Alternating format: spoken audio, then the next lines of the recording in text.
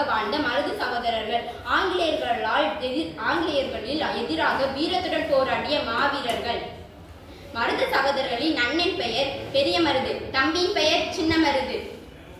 விருதுநகர் மாவட்டம் நரிக்குடி அருகே முக்குளம் என்ற கிராமத்தில்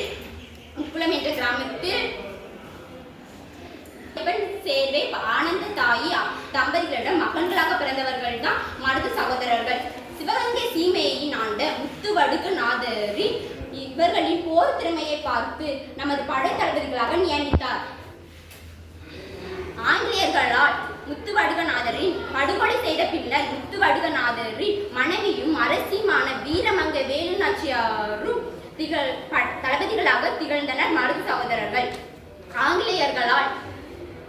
ஆங்கிலேயர்கள் சிவகங்கையை கைப்பற்றிய போது விருப்பாட்சி காடுகளில் தலைமறைவு வாழ்ந்து வேலுநாச்சியாரும் மருது சகோதரர்களும் தலைமறைவு வாழ்ந்து வந்து ஆங்கிலேயர்களை எதிராக படை திரட்டினர்.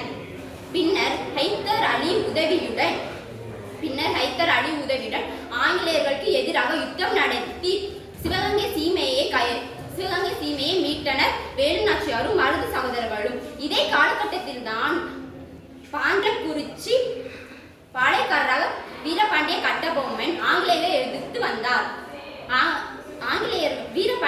வீரபாண்டியன் கட்டபொம்மன் ஆங்கிலேயர்களால் தூக்கலிடப்பட்ட போது அவர்களது தம்பி ஊமைத்துறைக்கு அடைக்கலம் கொடுத்தனர் மருது சகோதரர்கள்.